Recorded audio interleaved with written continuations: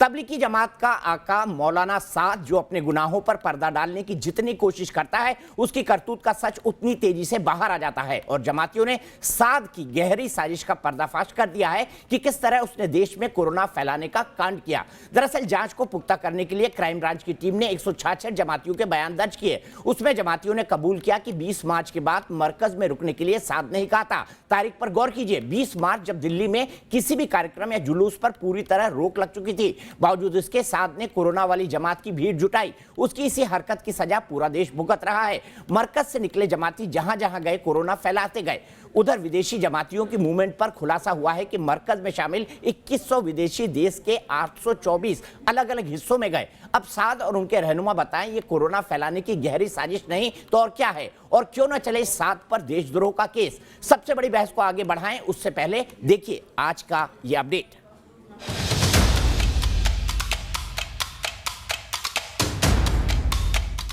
शातिर साद ने किस तरह देश में कोरोना फैलाने की साजिशें रची, उसकी पोल पट्टी जमातियों ने ही खोल कर रख दी। भले ही 28 मार्च के बाद से अब तक साद सामने न आया हो, मगर उसका बड़ा राज बाहर आ गया। जो खुलासा हुआ वो बहुत चौंकाने वाला है।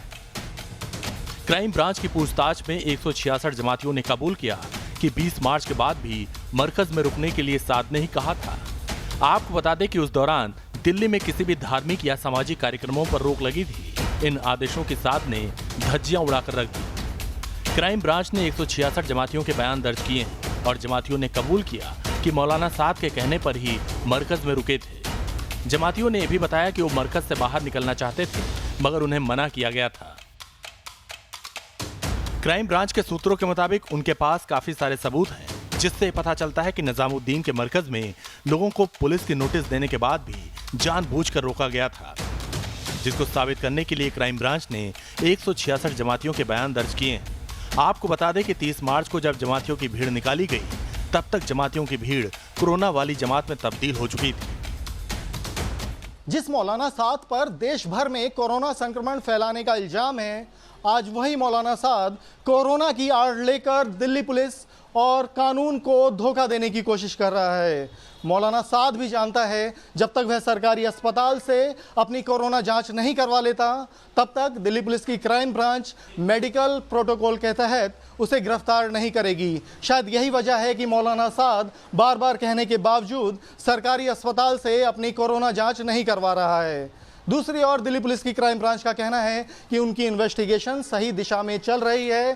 साद के खिलाफ उसके बेटों और रिश्तेदारों समेत 150 से ज़्यादा लोगों के बयान लिए जा चुके हैं, जिनमें से ज़्यादातर लोगों ने यही कहा है कि वह मरकज में मौलाना साद के कहने पर रुके थे। ये खुलासा भी हो चुका है कि मरकज में देश विदेश से 16,500 जमातियों ने हिस्सा लिया था।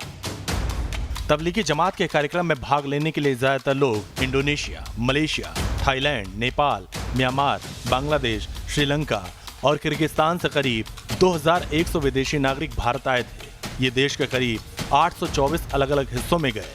वहीं 216 विदेशी नागरिक निजामुद्दीन मरकज में ही मौजूद थे। 960 लोगों के खिलाफ वीजा उल्लंघन के मामले में कार्रवाई हुई है। विदेशों से भारत आए जमात के सदस्यों को काउंसलर एक्सेस देगा भारत। एक तरफ ईडी की टीमें तबलीगी जमात से जुड़े खातों की जांच कर रही हैं, हवाला कनेक्शन की कड़ियां जोड़ी जा रही हैं। उधर तबलीगी जमात के अमीर मौलाना साद के खिलाफ एनआईए जांच की मांग भी उठी है। इस मामले में याचिका दिल्ली हाई कोर्ट में दाखिल हो चुकी है। क्राइम ब्रांच से बचने के लिए साद अपनी कोरोना टेस्ट की रिपोर्ट को ढाल बना रहा है। उसने अभी तक अपनी कोरोना की रिपोर्ट क्राइम ब्रांच की टीम को नहीं सौंपी। साफ है कि मरकज मामले में दाल में कुछ काला नहीं, बल्कि पूरी दाल ही काली है। तो इसी पर बहस करने के लिए, कोरोना साद पर बहस करने के लिए, मौलाना नहीं है, ये कोरोना साद है। तालिबानी सोच वाली इसकी जमात है जो मौत बांट रही थी पूरे देश के अंदर। इसी पर बात करने के लिए मेरे साथ निकत अब्बास जुड़ गई हैं, सोशल एक्टिविस्ट हैं, बीजेपी की वर्कर हैं, एमएच खान हैं, ये एक पॉलिटिकल एनालिस्ट हैं, सिराज कुरैशी साहब हैं, इस्लामिक स्कॉलर हैं, एडवोकेट हैं सुप्रीम कोर्ट के। मेरे साथ मौलाना सईदुल कादरी साहब हैं, प्रेसिडेंट है कादरिया इंटरनेशनल ऑर्गेनाइजेशन हैदराबाद के। इसके अलावा मेरे साथ मुजब्बिर रहमान हैं, तालिबानी जमात के प्रवक्ता हैं, और मेरे साथ मोहम्मद आकिब रेंजू शाह साहब जुड़ेंगे जो कि एक पॉलिटिकल एनालिस्ट हैं, ये श्रीनगर से थोड़ी ही देर में मेरे साथ जुड़ेंगे। मुजब्बिर रहमान आइए, बड़े दिनों से आपकी मुलाकात नहीं हुई थी 9 PM पर अब ये साबित हो चुका है कि कोरोना साध ने षड्यंत्र किया, तालिबानी सोच के साथ तालिबानी जमात को आगे बढ़ाया और देश के 824 जगहों पर कोरोना पहुंचाया कुरियर बना के। कहां छुपा है कोरोना साध? कहां छुपा है कोरोना साध? जवाब दीजिए, देश जवाब मांग रहा है। मुजब्बिर रहमान आपसे। दीपक जी, हाँ, आपने एक वाक्य कहा कि देशद्रोह का चार्ज क्यों ना लगे। उसका जवाब आपने उसके पहले कहा कि उन्होंने लोगों को जाने नहीं दिया कहीं, उन्होंने रोक के रखा और उन्होंने प्रशासन के पास गए, उनसे बोला कि भाई आप निकालिए इनको, प्रॉपर टेस्ट करना है टेस्ट करिए, जो करना है करिए, हम नहीं जाने देंगे कहीं, आप इनका टेस्ट करिए। ये आपके हिसाब से बता रहा हूं मैं, क्राइम ब्रांच की थ्योरी के हिसाब से। अच्छा। तो इस कार्य के लिए उनको जहां उन्होंने प्रशासन की इतनी मदद की, जबकि उनको ये जगह कोई ऑर्डर नहीं था, प्रशासन कह रहा था निकाल फेंको लोगों को, बस ताला लगा दो, देश में कोरोना फैला दो, तो फैला दिया ना उनने, फैला दिया ना, बिना बताए भेज दिया, फैला दिया। मुजब्बिर रहमान, ये मौलाना साहब नहीं, कोरोना साहब है, कोरोना साहब। कलंक है समाज और मानवता के नाम पर, कलंक है मानवता और समाज के नाम पर। मुजब्बिर रहमान दीपक जी सुन लीजिए ना, क्राइम ब्रांच की रिपोर्ट खुद बता रही है कि रोक के रखा, कहा कि नहीं जाने दो, नहीं जाएंगे आप लोग, आप अंदर ही रहो, चाहे कुछ भी हो जाए, अंदर ही रहेंगे, देश के अंदर कोरोना नहीं फैलाएंगे, लॉकडाउन का पालन करेंगे, मत जाओ कोई भी। और पुलिस के पास लॉकडाउन नहीं लगा था 20 मार्च को, लॉकडाउन नहीं लगा था 20 मार्च को। अरे देश को कोरोना से बचाने के लिए भारत, अरे भाई अकल के दुश्मन मुजब्बिर रहमान, 20 मार्च को लॉकडाउन नहीं लगा था।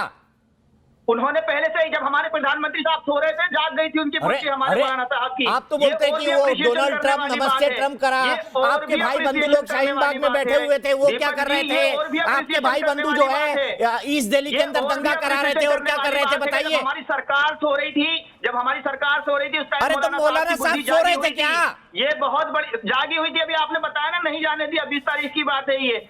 दूसरी चीज, अब आपको अगर दीपक जी आप एक पत्रकार हैं तो आपको इस बात को अप्रिशिएट करना चाहिए उनकी, कि उन्होंने कितना अच्छा कार्य किया। हमारे प्रधानमंत्री ने हाथी पे चढ़वा के घुमाऊंगा उनको 26 जनवरी को, हाथी पे चढ़ा के बहादुर बच्चों का सम्मान होगा। थोड़ी देर में आप भारत रत्न की मांग कर लेंगे कोरोना साहब के लिए। को उनके लिए 5 मिनट के लिए दीपक जलाने चाहिए और मौलाना साहब को भारत रत्न मिलना चाहिए। मौलाना साहब को भारत रत्न मिलना चाहिए। तालियां बजा रहा हूं मैं, क्लैपिंग कर रहा हूं सर, आप सब क्लैपिंग करिए। कोरोना साहब को भारत रत्न मिलना चाहिए, तबलीगी जमात की नहीं मांगे। शिराज भाई आइए, भारत रत्न दे दे उनको। हाथी पर चढ़वा पे के भी घुमाए 26 जनवरी को, हाथी पर चढ़वा के बहादुर बच्चे घूमते हैं उसमें। उसकी कोई आजकल नहीं जीते है, हो ये गए। काम आप उनके लिए दिखावे बाजों के लिए रख लीजिए दीपक जी। देखिए जिस तरह से दीपक जी मेरे को सुन लीजिए, मौलाना साहब के लिए, दीपक जी मेरे को सुन लीजिए, अक्ल का दुश्मन मैंने आज से मुजब्बिर रहमान से बड़ा अक्ल का दुश्मन आज तक नहीं देखा मैंने जो भी बात कही है एकदम फैक्ट की कही है। मतलब ये कितने शर्म की बात है कि आज की डेट में लगभग 50% से ज्यादा जो कोरोना भारत में फैला है उसके लिए तबलीगी जमात के वो लोग जिम्मेदार हैं जिसको मौलाना साद ने छुपा के रखा हुआ था। मैं उनके बयान को कोट कर रहा हूं साहब, बयान को सुनिए। देखिए बयान उन्होंने बड़े जहालत वाला बयान दिया है और उसमें उन्होंने कहा है कि मुसलमानों को अमल से रोकने की साजिश है, मुसाफा और पास नहीं बैठे, एक प्लेट में खाना नहीं खाएं, मुसलमानों की दिलों की मोहब्बत को रोकने के लिए प्रोग्राम बनाया गया है। मतलब ये केंद्र सरकार पे ये निशाना साध रहे थे। सारी बातें बात सुनिए मेरी, आपने कहा 50-60 देखिए और उसमें एक और बात यह है कि मुसलमान एक दूसरे से नहीं मिले, ये जहालत है। देखिए मौलाना साहब ने जो जुर्म किया है ना, उसके लिए मैं आपको बताता हूं, डिजास्टर मैनेजमेंट एक्ट 2005 की जो सेक्शन है 51 और 58 जो उनके ऊपर लगी हुई है, उसमें उनको 2 साल की सजा का प्रोविजन है। दीपक जी एक चीज और बता दूं, कानूनी बात बताऊंगा केवल मैं, और दूसरी बहस नहीं करूंगा, कि देखिए आज जो बयान लिए गए हैं वो सेक्शन 161 के अंतर्गत लिए गए होंगे इन्वेस्टिगेशन, ड्यूरिंग द इन्वेस्टिगेशन, और जो 161 के बयान लिए जाते हैं वो कोर्ट के अंदर बाकायदा सबूत के रूप में पेश किए जाते हैं, ये भी बात बता दूं। और जो सबूत अगर उनके ऊपर तय हो गया है तो उनको 2 साल की सजा तो कम से कम होने ही वाली है, प्लस फाइन होने वाला है। तो जब आप मांग कर रहे हैं तैयारी करें कि वो जल्दी से जल्दी जेल में जाएंगे, ये इनका झूठ का सर 304 भी लगा उनपे। आपने जो हाँ एपिडेमिक डिसीजेज एक्ट लगा हुआ है, 1897 लगा हुआ है, आईपीसी की 304 भी लगी नहीं, झूठ कुछ भी नहीं बोला है, झूठ कुछ भी नहीं बोला है, ऑन रिकॉर्ड है सारी बातें ऑन रिकॉर्ड है। मुजब्बिर रहमान साहब आप सुन लीजिए, हम कोई झूठ नहीं बोलते हैं, सब सुन लीजिए। सरकार ने मुजब्बिर रहमान आपको खामोश रहना होगा, आपके वक्त पर शिराज भाई नहीं बोले थे मुजब्बिर का ऑडियो डाउन, सिर्फ शिराज भाई का ऑडियो जाएगा। हम तो हाँ शिराज भाई, उन पर 304 भी लगा है हम तहकीकात पे बोलते हैं, हम बिल्कुल सच्ची बात बोलते हैं। उन पे 304 भी लगा है और मेरी ये मांग है आज के हाँ, इस बिल्कुल सही खुलासे बात के है, बाद, बिल्कुल आज के सही इस बात है। खुलासे और के बाद इनके ऊपर जो लगेंगे ना एक्ट, जो हाँ जो मैनेजमेंट, जो डिजास्टर मैनेजमेंट एक्ट है 2005 का, उसके तहत ये सारी चीजें आ जाएंगी, जिसमें ये बोला गया है स्पष्ट रूप से कि आपने अगर किसी भी भार साधक अधिकारी का, पुलिस के अधिकारी का, एडमिनिस्ट्रेशन का या गवर्नमेंट का अगर डिजास्टर में आदेश नहीं माना है तो आपके ऊपर 51, 58 लगेगा, और वो उनके ऊपर लग चुका है। इसके अलावा आईपीसी की जो सेक्शन है 270, 271, वो भी आपके ऊपर लगी हुई है, आप उसकी भी तैयारी कर लीजिए अच्छे से। और आज जो 160 के ऊपर के जो बयान हुए हैं, उससे आप निश्चित मानिए, बिल्कुल यकीनन मानिए कि मौलाना साहब जेल से नहीं बच सकते हैं, किसी भी कंडीशन में नहीं बच सकते हैं। ठीक है, एक बात और जानना चाहूंगा, आप चूंकि सुप्रीम कोर्ट के वकील है शिराज भाई, मैं आपसे जानना चाहता हूं, क्या उन पर देशद्रोह का मुकदमा नहीं बनता? उनके जमातियों ने जो पत्थर बरसाए मुरादाबाद पर, उनका एनआईए का केस लगा, माफ कीजिएगा एनएसए का केस लगा, राष्ट्रीय सुरक्षा कानून लगा, यहां तो इन पर ये दोनों भी लगना चाहिए, बनते हैं लॉजिकल तौर पर। जी जी, एटम्प्ट टू मर्डर का भी केस बनता है, अगर उनके ऊपर ये सिद्ध होता है एनएसए कि भी बनता मौलाना साद ने बिल्कुल, अगर उनने ये सिद्ध हो जाता है कि अगर ये सब चीजें जानबूझ के फैलाई गई थी और उनको मालूम था, उनको इल्म था, मौलाना साद एक छोटे मोटे आदमी नहीं है भाई, एक बहुत बड़े आदमी है, आपके पूरे देश में एक बड़ी जमात चलाते हैं, आपकी इज्जत है, आपको ये नहीं मालूम था कि कोरोना जैसे डिजास्टर में, एक महामारी में, एपिडेमिक में आपको क्या करना चाहिए इस्लामिक रूल के हिसाब से भी और भारत के कानून के हिसाब से भी। जब आपने भारत के कानून को नहीं मानना है, आपका उसका विरोध करना है, तो निश्चित रूप से देशद्रोही की ही बात है, उससे कम की कोई बात नहीं है जनाब। ठीक है, देशद्रोह की बात है, साफ कर रहे हैं शिराज साहब जो कि सुप्रीम कोर्ट के खुद वकील हैं। मोहम्मद भाई, आकिब भाई के पास चलता हूं सीधे श्रीनगर। आकिब भाई, मुझे बताइए कि मौलाना साहब बाहर क्यों नहीं आ रहे, ये अपना कोरोना टेस्ट क्यों नहीं करवा रहे? आप जैसे लोगों को तो मांग करनी चाहिए, वो बाहर आए, गिरफ्तारी दें अपनी। बिल्कुल दीपक जी, हम मांग करते हैं कि हमारी जो देश की एनफोर्समेंट एजेंसीज है, अगर वो इस काबिल है, अगर वो पार के किसी दुश्मन को कुछ ही मिनटों में ठेस करती है, कुछ ही मिनटों में झकझोर रखती है, लेकिन मौलाना साहब को एक कौन सी चाल है मुस्लिम कम्युनिटी को बदनाम करने की कि उनको आज तक मौलाना साहब को वो ट्रेस नहीं कर पा रहे। सेकंड, मैंने ट्रेस तो कर लिया है, देखे अभी ट्रेस तो कर लिया है मेडिकल प्रोटोकॉल के हिसाब से। अगर वो अपना कोरोना टेस्ट नहीं कराते हैं तब तक आगे उनसे पूछताछ नहीं हो सकती, जो वो नहीं करा रहे हैं। सही सही सही सही। पॉइंट 1, मौलाना साद एक बंदा है जिससे आप पूरी मुस्लिम कम्युनिटी को रिप्रेजेंट नहीं कर सकते हो, बिल्कुल नहीं कर सकते, मैं आपसे 100% एग्री करता हूं। कुवैत से रिसेंटली हमें डिटेल्स आई, पहले आप सुनिए, पहले मेरी बात सुनिए। कुवैत से रिसेंटली उनकी डिटेल्स आई, उनके अपने इंटरनल डिटेल्स आए, जो वहां के कोविड पेशेंट्स है उनमें से 70% लोग हैं जो हिंदुस्तानी है। इसका मतलब नहीं है कि कुवैत के लोग आज बोले कि वहां पे कोविड हिंदुस्तान ने करवाया, नहीं, पर हिंदुस्तान में तो मौलाना साहब ने फैलाया ना, ये हम हिंदुस्तान में तो मौलाना साहब ने फैलाया ना, अब तो साबित हो गया है। वुहान में आज तक कोई जमात नहीं हुई है। अरे भाई, यहाँ तो साबित हो गया, आज 166 लोगों की गवाही हो गई कि जबरदस्ती रोक के रखा गया था, यहाँ तो साबित हो गया। और कोई मुसलमानों के लिए नहीं बोल रहा है, ये सिर्फ तबलीगी जमात जिसकी तालिबानी सोच है उसके लिए कहा जा रहा है, कोरोना साथ के लिए कहा जा रहा है, मुसलमानों के लिए नहीं। यहाँ निगत भी मुसलमान बैठी है, खान साहब भी मुसलमान बैठे हैं, सिराज कुरैशी भी मुसलमान बैठे हुए हैं। जब शराब की पार्टियां हुई तब आपको क्यों लोगों का खतरा नहीं दिखा? आज आप ये जमात को बड़ा चढ़ा के चढ़ा रहे हो, या आप हमेशा न्यूज चैनल्स को क्यों मुस्लिम कम्युनिटी दिखती है? अच्छा, कोई गलती करे तो गलत ना बोले उसको, नहीं सिर्फ मुस्लिम। आप क्यों मौलाना साहब को मुस्लिम कम्युनिटी के पीछे बचाना चाहते हैं, बताइए। मैं तो नहीं कह रहा मुसलमान जिम्मेदार है कोरोना फैलाने के लिए, मौलाना साहब है, कोरोना साहब है, आपका ट्रिपल तलाक है, मुसलमान गलत, आप शराब पियो तो वो मुसलमान गलत नहीं है, उस वक्त तो आप लोग चमत्कार करते हो। शराब की बात यहाँ कहाँ से आई कोरोना साथ के बीच में, मुझे समझ नहीं आ रहा है। मुसलमान हलाल खाए उसमें कुछ नहीं है, कोई झटका खाए उसमें आपको प्रॉब्लम नहीं है, मुसलमान हलाल खाए तो आपके ये मुसलमानों की आड़ में क्यों छिपाना चाहते हैं कोरोना साथ जी को? दीपक जी, मुसलमान ने तो गलती नहीं की है, कोरोना साथ ने ये तो बहुत पुराना रिवाज है इनका। ये बिल्कुल दीपक जी कहावत हमने बहुत पुरानी है, सुनी है कि घर का बेदी लंका ढाए। आज बड़े दुख के साथ कहना पड़ रहा है कि मौलाना साद के साथ कुछ ऐसा ही हुआ है कि 166 जो जमाती थे उन्होंने ही आके इनका भांडा फोड़ दिया। इतने दिनों से मुजीबुर रहमान जो झूठ पे झूठ कर रहे थे उसका पर्दाफाश इन्हीं के शागिर्दों ने कर दिया है और ये पानी पानी हो गए। पता नहीं आज टीवी पर भी कैसे बैठे, इन्हें शर्म नहीं आ रही है बोलते हुए कि आज भी मौलाना साद को अवार्ड दे देना चाहिए। रही हिंदुस्तानी मुसलमान की बात, तो हम बात कर रहे थे, मेरे यहाँ पर बड़े दिग्गज भाई कह रहे थे कि शराबों की पार्टियां यहाँ पर किसी ने नहीं बोला। शायद आप अपडेटेड नहीं रहते, आप अपने कानों में या तो रुई डाल लेते या टीवी बंद कर लेते जब बाकी चीजों पर डिबेट होती है।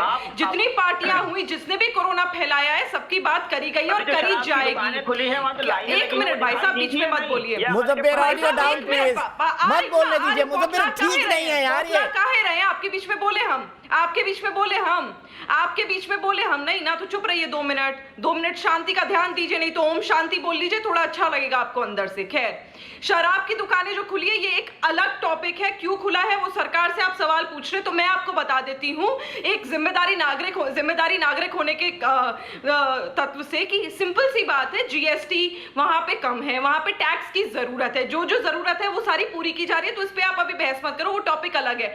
मुझे एक बात बताइए दीपक जी, बहुत सिंपल सी बात है कि मौलाना साद जैसे लोग जितने जमाती यहाँ पर गलत कर रहे हैं, ये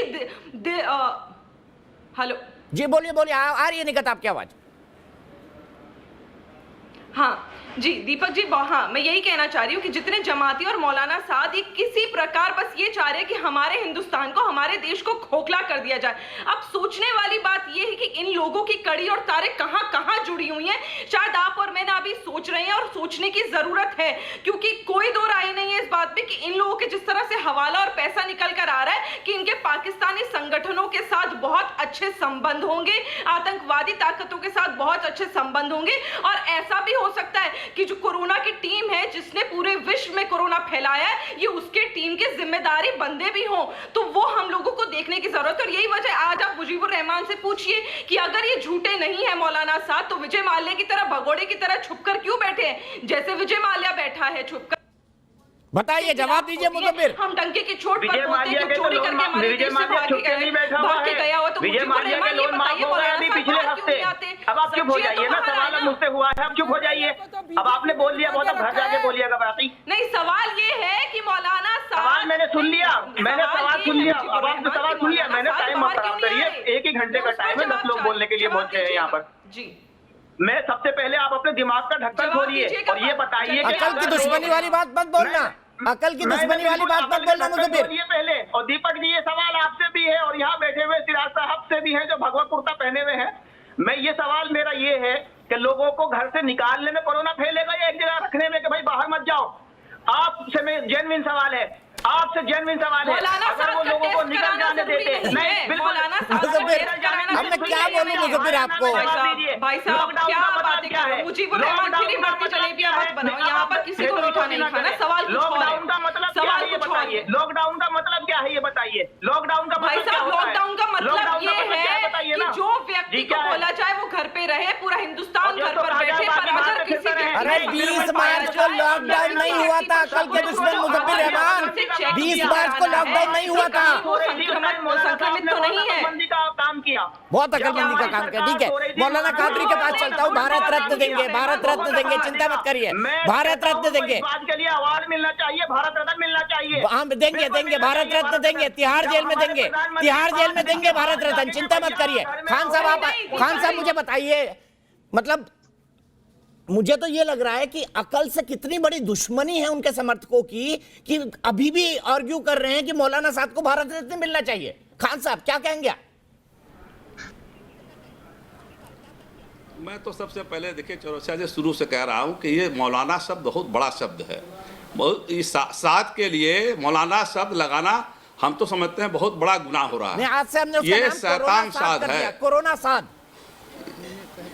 आज से उसका नाम कोरोना साध है। नहीं, शैतान साध करिए, कोरोना साध मत करिए। अच्छा नाम है, शैतान साध करिए।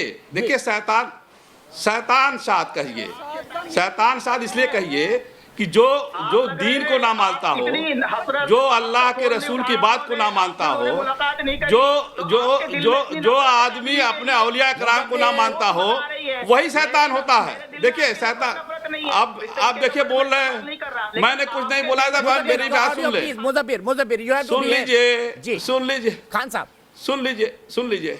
देखिए चौरसिया जी, मेरी बात सुन लीजिए, मैं उस पर तर्क देता हूँ। शैतान मैं क्यों कह रहा हूँ? हुजूर सल्लल्लाहु अलैहि वसल्लम की बात को जो ना माने, जो औलिया कराम की बात को ना माने, जो हुजूर सल्लल्लाहु अलैहि वसल्लम के बताए हुए रास्ते पे न चले, वही तो शैतान हो सकता है। देखिए एक वाकया मैं आपको बता दूं कि हुजूर सल्लल्लाहु अलैहि वसल्लम एक बार मस्जिद नबी के बाहर खड़े थे। एक यहूदी ने कहा कि आप जरा रुकिए, आपसे मुझे कुछ बात करनी है, मैं अभी आता हूं, जाए 10-20 सेकंड दीजिएगा। वो 3 दिन तक नहीं आया, हुजूर सल्लल्लाहु अलैहि वसल्लम वहीं खड़े रह गए। और उनके मानने वाले ये हैं, उनको नहीं मानते हैं, उनके बराबर की अपने आप को बताते हैं कि मैं उनके बराबर का हूं। यो किसके मानने वाले हैं भाई?